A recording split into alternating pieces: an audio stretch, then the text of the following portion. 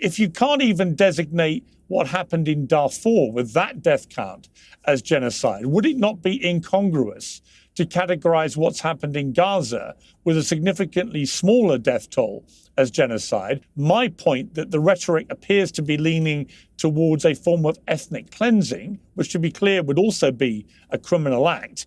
What is it like to be a flip-flopper? It's so hard for us to wrap our minds around, to try to understand people who are extremely smart and astute and accomplished, believing, and then 180 degrees the opposite. And we've seen this with Piers Morgan. Where has he gone from supporting Israel and being an ally of Israel, and where his whole views have turned around 180 degrees? Please listen in together with me with this panel and draw your own conclusions and try to figure out, are there better ratings when you're on the wrong side of history? Are there better ratings when you're anti-Semitic and go against Israel? What is it? Please listen in together and we'll discuss it afterwards. Kindly subscribe to our channel. A little bit of light pushes away a lot of darkness. Argue that the real objective of this war was occupation, control, and forced displacement. With the exception of the United States, there's been near unanimous condemnation from world leaders who clearly want to distance themselves from a period which history may judge in the most severe terms. A few weeks ago, I interviewed genocide scholar Omer Bartov, a former IDF soldier, who said this war is now clearly a genocide. Many people responded, some to substantiate his conclusion and others to entirely refute it. As the IDF now barrels into another escalation, we're going to have that debate. Well, joining me now to debate this is Professor William Shabazz. He's a genocide expert and international law specialist at Middlesex University. And I'm joined by Jeffrey Lachs, Professor of Law at the City University of New York. Welcome to both of you. Jeffrey Lachs, if I could start with you. This ongoing debate about whether what Israel is now doing and has been doing in response to October the 7th now constitutes a genocide. Your response? Well, first of all, I think it's way too premature to make that calculation right now. The ICJ is investigating it. They have spoken out about it already, and they have not declared a genocide. They have warned that there is plausible possibility that a genocide could occur. So they're giving guidance to Israel, but they have clearly effectively not declared any genocide. And I just want to point out one thing that a lot of people I've seen on your show, and I appreciate, Piers, you giving me this time. People throw out that word genocide, and I see it as a trope, because genocide has a very specific definition, which I hope my colleague will agree with in a moment, which is that you must prove absolute intent. That is the main thing, that the only intent of doing what you're doing militarily is to wipe out either a race, a nationality, a religion, or a racial group. And in fact, in two of the most egregious cases in history, Piers, in Darfur, Sudan was not even charged, if you could believe it, with genocide. Because one of the things the UN actually said was there may have been other, as crazy as it sounds, there may have been other reasons why 300,000 people were massacred in Sudan. And another case was Serbia, Bosnia versus Serbia. Same kind of situation where Serbia was actually not prosecuted. In fact, Piers, no country in the history of the world has been actually found liable for genocide. Israel would be the first ever. So you would have to tell me that Israel is the worst of all the cases that have ever occurred. And let me just finish this. I'll finish quickly here. In terms of Serbia and Bosnia, the International Court of Justice said in Bosnia versus Serbia that we're reticent. We're not going to, we can't find genocide here because the only possible inference from military action has to be that genocide was the only goal of the military action. And clearly that's not, I hope I'll get a chance to talk about this more in a second. Clearly that's not the case in Israel. There's a lot of motivations going on with Israel. Professor Lachs, thank you. I will come back to you. Professor Shabazz, the argument from Netanyahu and others on the Israeli side is quite straightforward. They say they have the military capability and the firepower that if their intention was to wage genocide in Gaza, they could have done that instantaneously and blown the whole place to pieces in a few days. That is the argument. What is your response to that argument? Yes, well, let me start by saying I've been studying this Genocide Convention, which is the issue here, for more than 30 years. I've taught it. I've written a book on the subject. I've written countless journal articles. I've read every judgment of the international courts and tribunals multiple times. I've read all of the debates when the convention was being adopted. This argument that we hear, which is that they could have killed more people, they had the opportunity to kill everybody or many more people, and they haven't done it. And so therefore, how could they be genocidal? Doesn't correspond to what the judges have said. So Jeffrey Lachs has just mentioned the famous judgment of the International Court of Justice in 2007. They didn't say that genocide didn't take place.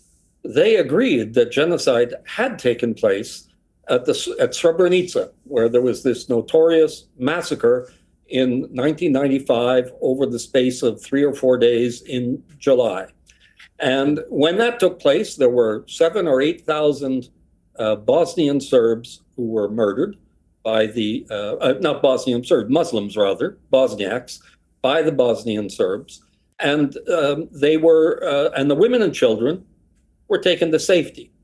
Now, nobody there suggested, credibly, that couldn't be genocide because they took people away, they saved people, there were people they didn't kill. They had the opportunity to do that. We know that even during the Holocaust, so I'm not a historian, I'm a lawyer, but I know lots about the Holocaust. I come from a family of Holocaust survivors. I had a great aunt who survived the Second World War in Berlin. So the Nazis didn't kill everybody. They were prepared to make deals, for example, to trade Jews. They tried to do it with the Hungarian Jews, to trade them for military materiel. Didn't work out. But, it's a mixed, confused situation when genocide takes place. And this argument that they could kill more people, so it can't be genocide because they're missing that opportunity. It just, first of all, I find it to be wrong, morally wrong as an argument. But more than that, it's been rejected by the courts. It's not an argument that the courts accept. So when I make conclusions about this, I'm doing it as a legal scholar who studied these judgments. I'm trying to understand where this case of South Africa is going to go. What's going to happen? What are the judges likely to do? That's really what we should be addressing rather than throwing around the term genocide and saying, well, do I think it's a genocide? No, it is. No, it isn't. We have to be looking at what the courts decide. And it's my opinion that the courts are ready to make a declaration that genocide is taking place, that it has taken place, and they're ready to do it and are likely to do it in the South Africa case. But of course, I've been to court often enough to know that, you can never be sure of the outcome. And Professor Shobis, before we go back to Professor Lachs, on what you have seen, and one of the problems with what's going on in Gaza is that because international journalists have been banned from operating there, it is very difficult to verify a lot of the claims and counterclaims that come out of this war. That is one of the problems. There's no real transparency here. You're reliant really on the Gaza Health Ministry on the Palestinian side, which is not the most reliable. I'd be the first to concede that, although historically their casualty numbers have been broadly accurate. But then you have on the IDF side constant dissembling, and we're going to launch an inquiry, an investigation, nothing ever seems to happen, denials and so on. And it's very hard for anyone to really get to the bottom of what's actually happening because independent journalists can't operate there. But from what you have read and seen in this war, what has led you to believe that what we're witnessing here could constitute a genocide? I came to my own conclusion about this over time. And cautiously, because I have always been hesitant to jump to the allegations of genocide. There are many very spurious allegations of genocide out there. There are some where there's a strong case, but with flaws in it and weaknesses. So I always approach these with I don't want to say a grain of salt, but with hesitantly. I was shocked by these notorious statements that were made in October of 2023 by Netanyahu, by Gallant, and by others, and many subsequent to that as well. But at the same time, I realized that statements like that, people in the heat of the moment, in the reaction to the events of the 7th of October, that some of it might have been excessive. I was waiting to see how things would play out. And then, of course, to see this terrible destruction that was wreaked on the Palestinians, growing doubts that really the war aims, that the purpose, the purported purpose of the attacks on Gaza were saving the hostages and defeating Hamas, did not seem to be taken as seriously as all that. I think Israel probably, the IDF probably killed more hostages than they actually rescued, and that really there was another purpose at work. And so I combine those things also with the growing evidence of the, I don't even think this is controversial, that the current regime in Israel wants to absorb Gaza and wants to absorb the West Bank and to expand the borders of Israel so that they go from the river to the sea. And if they do that, as long as the Palestinians are there, they end up with a territory, with a single state, with a population that's about 50% Palestinian Arab. And they can't handle that. That can't work for them. And so they've got to do something with the Palestinians. And if they had all packed up their bags and left in 1947, in 1967, last year, this year, problem solved in a sense. But the Palestinians haven't done that. They have nowhere to go anyway.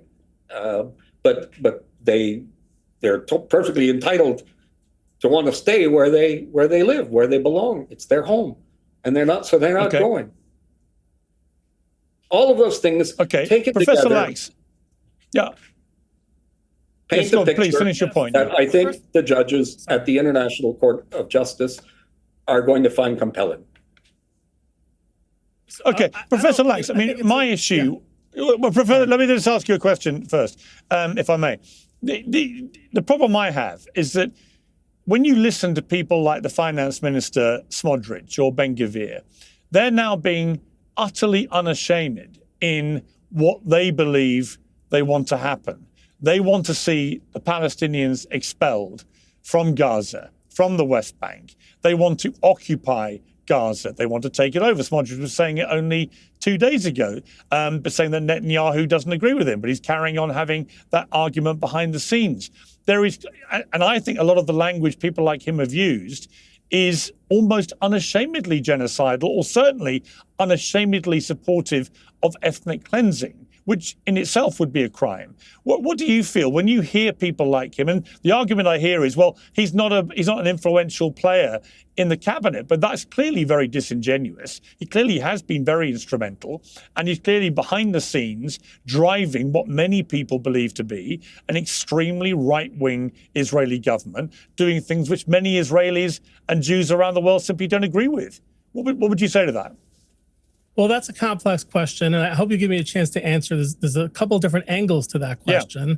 First of all, if you look at history, if you look at one of my heroes, Winston Churchill, who I think is also one of yours, he said some pretty crazy things during World War II, too. He said he's going to mete out to the Germans beyond the measure of what the Germans meted out to the Brits.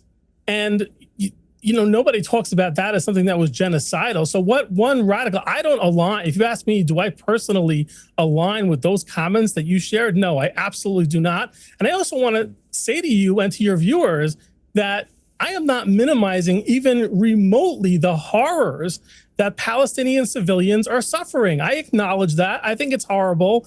I have a ton of students in my class who are Palestinians, who I care about, who I love, and who I get along with very well.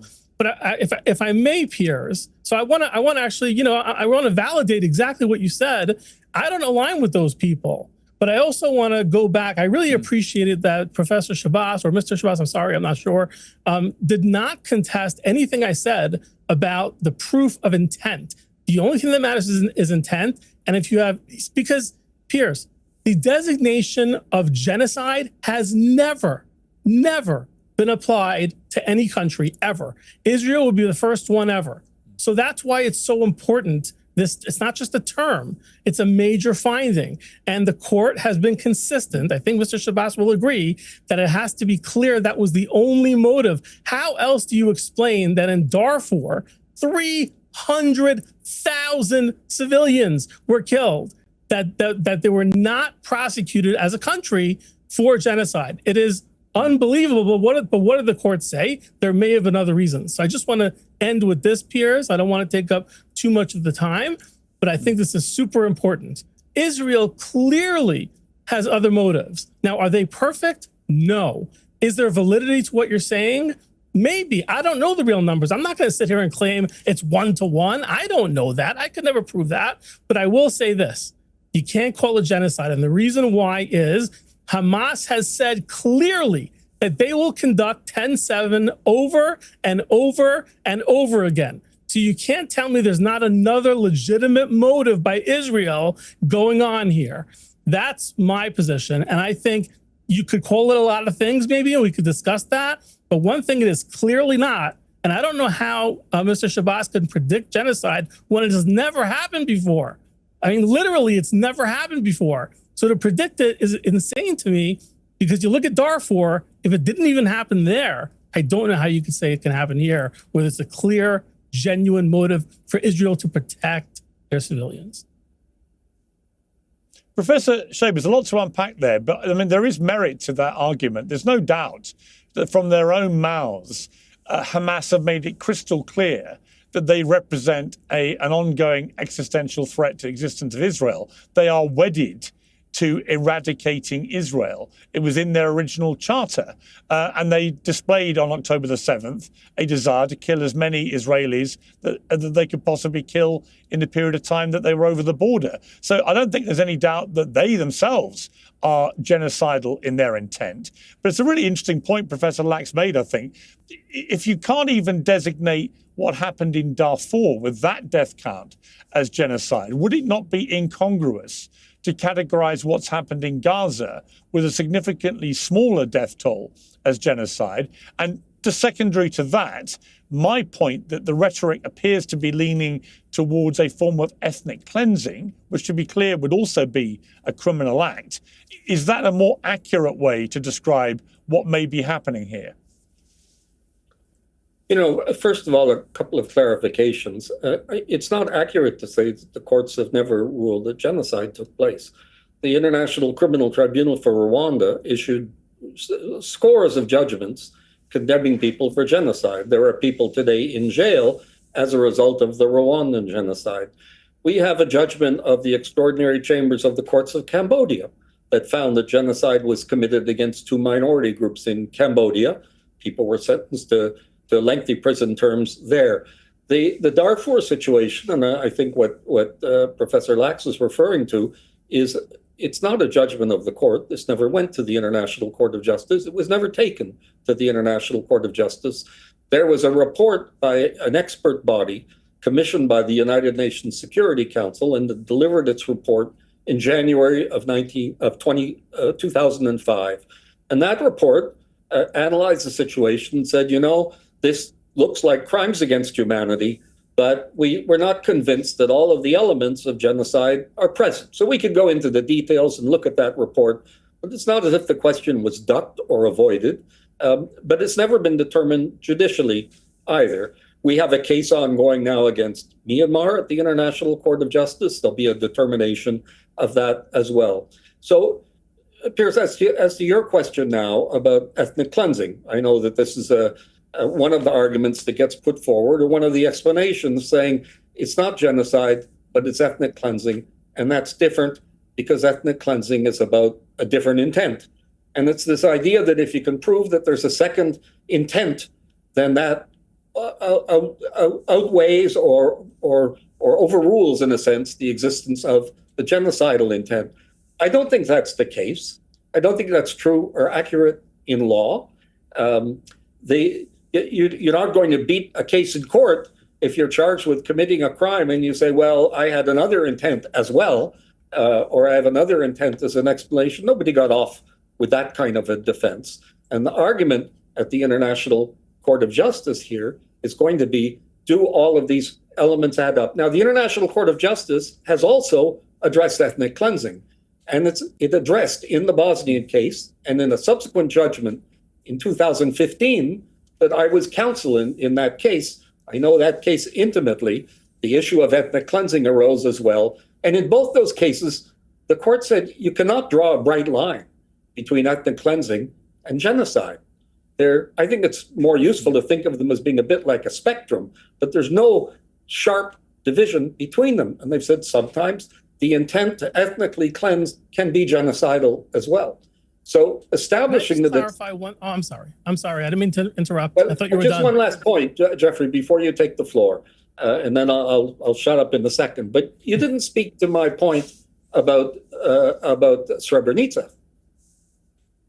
Srebrenica, with the fact that they found that it was genocide, both the judgments of the Yugoslavia Tribunal, and then that was endorsed by the International Court of Justice, and they found that Serbia was not responsible for committing it, but they were responsible for failing to prevent it.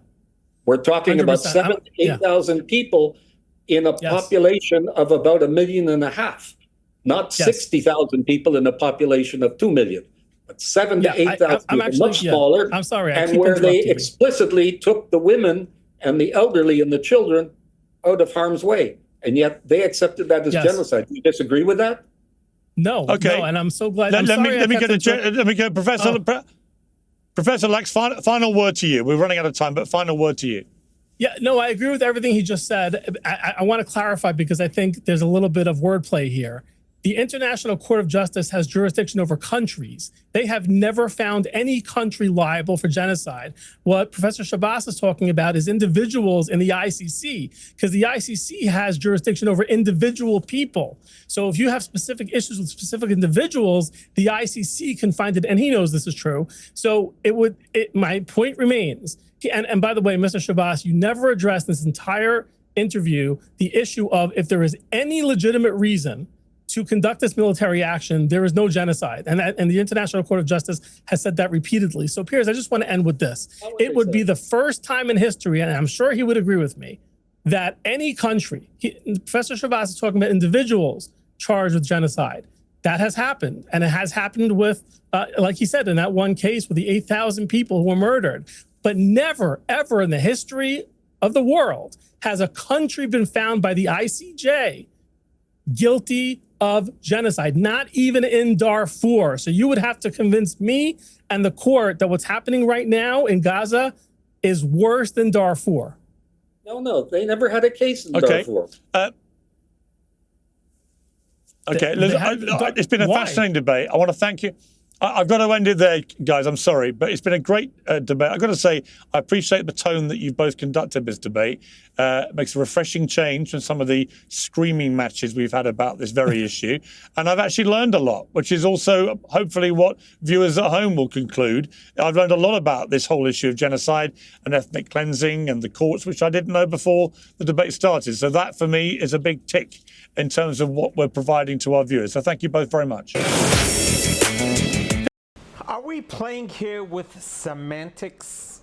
Is it considered a genocide, ethnic cleansing? Come on, how ridiculous is this? How come there's no discussion about October 7? What Hamas did on October 7 to the border cities in Gaza. What was that called? Was that called genocide? Was that called ethnic cleansing? How ridiculous and absurd this is. If Israel wanted to do genocide in Gaza, they would have been gone in 2 years. In 2 years, Gaza's population has grown, not diminished. And ever since the war has started, if Israel would have done a genocide via hunger and famine, how are these people still alive? People don't live without food or water very long.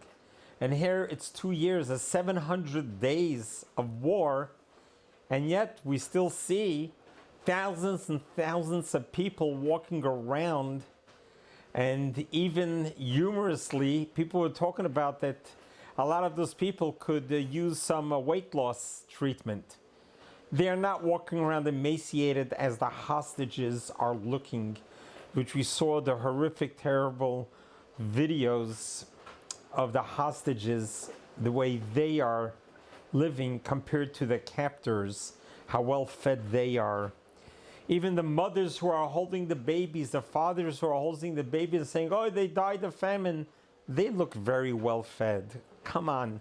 This is a pure propaganda narrative to try to pin genocide on Israel.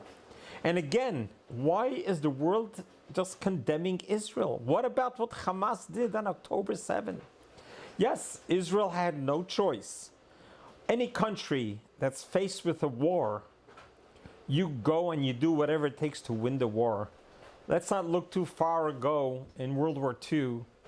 What happened to Tokyo and Berlin? What needed to be done to end the war? And why are there such double standards? Is it because there are Jewish people and it's Israel? Which is absurd, which is ridiculous, to hold us to a standard that you hold no one else at.